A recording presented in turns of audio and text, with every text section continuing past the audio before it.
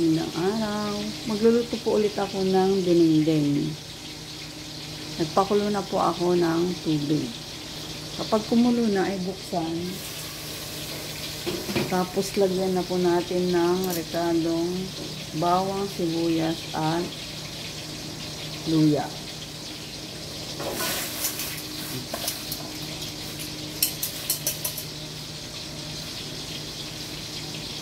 Tapos lagay na po natin yung pampalasang bagoong.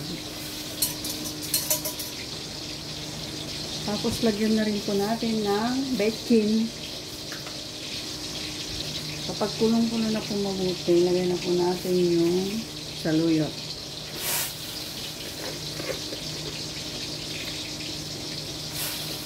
Masustansya po ang saluyot. Masustansya, masarap.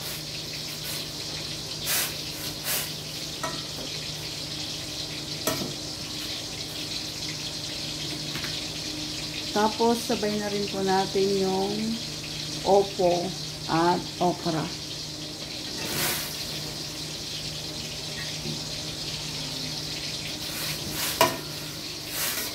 Dinengdeng na opo, okra, saluyot, sili at malunggay ang ating lulutuin ngayon.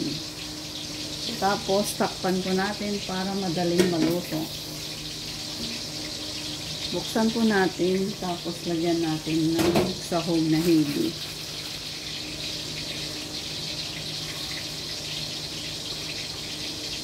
Tapos takpan po ulit natin. Mga ilang minuto ay luto na po yung ating gulay. Buksan na po natin at lagay natin yung sili.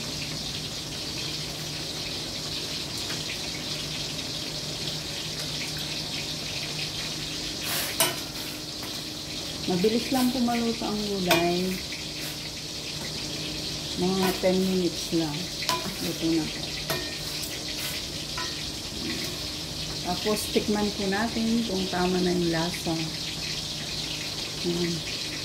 Okay na po siya. Okay na po yung lasa. Lagay na rin po natin yung dahon ng malunggay.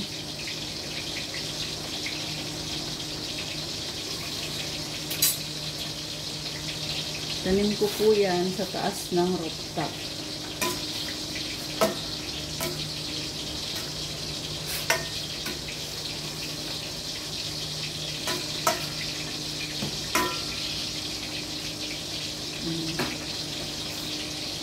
Luto na po kagad ang aking dinengdeng.